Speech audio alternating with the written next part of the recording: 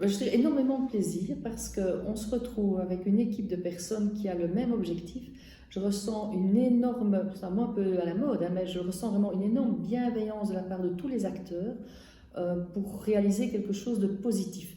Donc aller à une réunion, que ce soit une réunion de PO ou une réunion avec les directions, généralement on ressort de là en ayant le sentiment d'avoir fait quelque chose d'utile. Et donc voilà, je crois que pour moi dans la vie, quand on arrive à l'âge adulte, on se dit mais qu'est-ce que je vais faire de ma vie? J'ai envie de me rendre utile d'une façon ou d'une autre et par rapport à la collectivité. Et ça a amené des amitiés, mais ça amène aussi ce sentiment de participer à quelque chose qui nous dépasse, qui rend possible le fonctionnement d'une école. Voilà, moi c'est un sentiment vraiment de grand plaisir. Mais j'ai l'impression de pouvoir donner ce que j'ai reçu. Et donc j'ai l'impression maintenant de pouvoir essayer modestement de redonner à d'autres ce que j'ai vraiment reçu pendant toute ma carrière et j'espère y arriver. Alors moi, je suis grand-parent. J'ai des petits-enfants de tous âges et il y en a qui sont déjà presque adultes.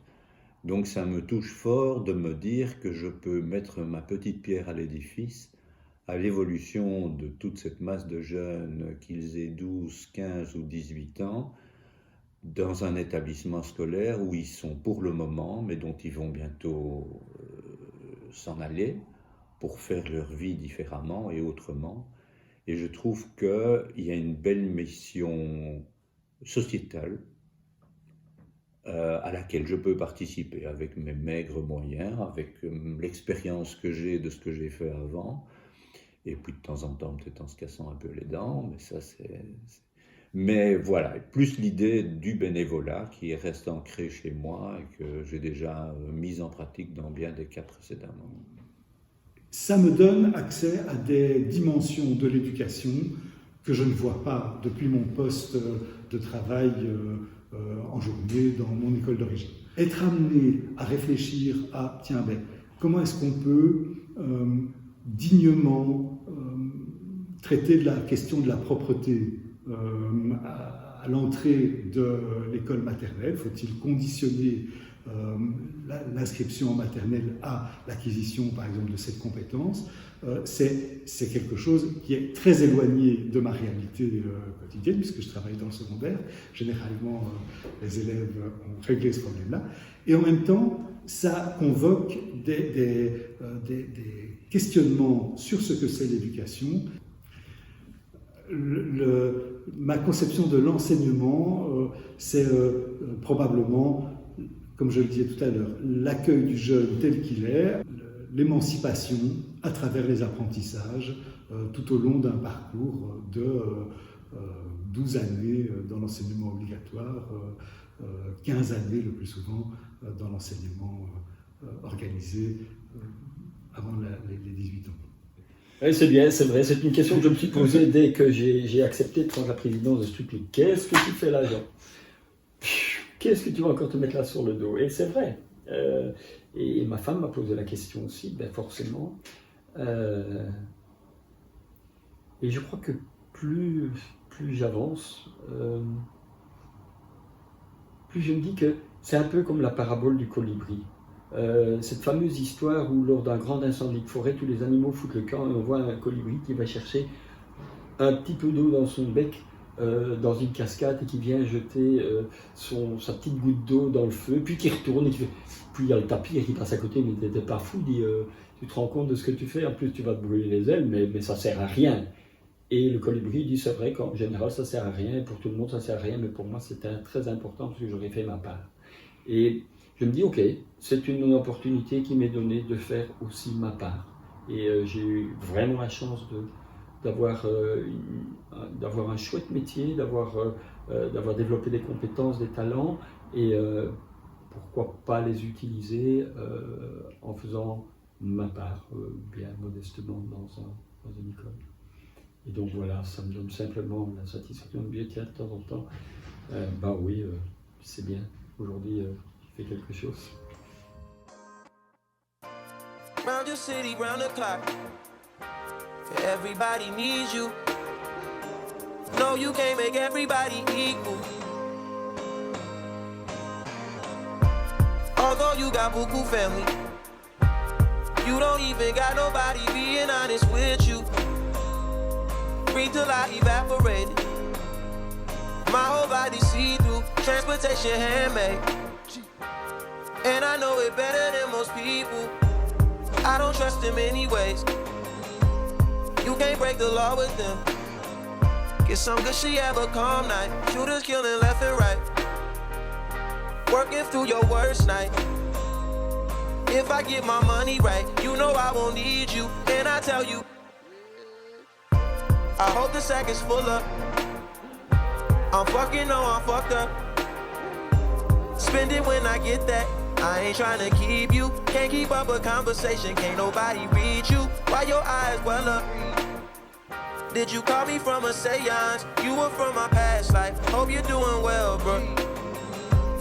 I've been out here head first. Always like the head first. Signal coming in and out. Hope you're doing well, bro. Everybody needs you. Everybody needs you. Ooh, 90-90. This feel like a quaalude. No sleep in my body. Ain't no bitch in my body. New beginnings. New beginnings. Wake up high, the sun's going down. Time to start your day, bro. Can't keep being late on. Oh, you need the money if you gon' survive. Every night, shit, every day, shit. Dropping baby off at home before my night, shit.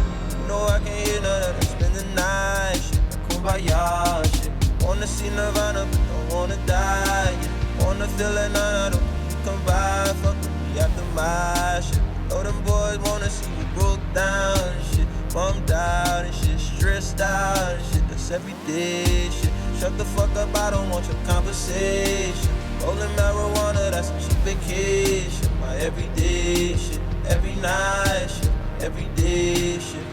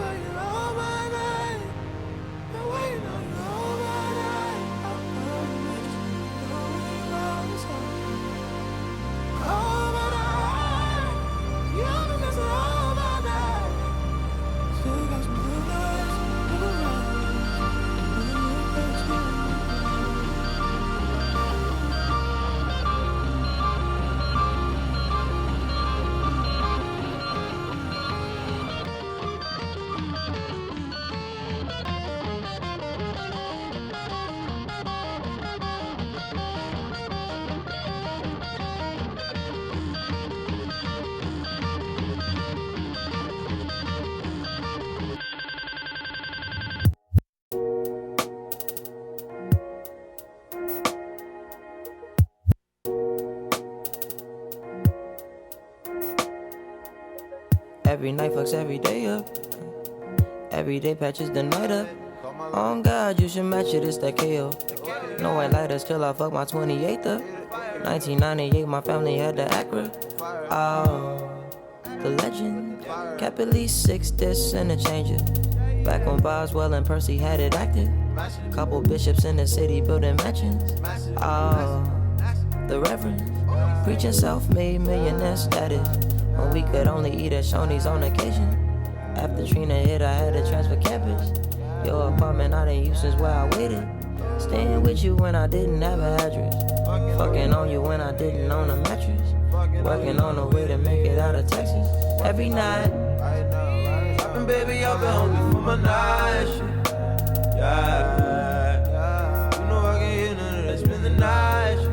My gosh shit. Wanna see Nirvana, but don't wanna die, yeah. Wanna feel it on it, could you come by? Fuck with me after my shit. You know them boys wanna see me bump down, see me bump down, stressed out, that's just everyday shit. Shut the fuck up, I don't want your conversation. Rolling marijuana, that's a cheap vacation. Every day shit, every night shit, every day shit, every night shit, every day shit, every day shit, every night shit.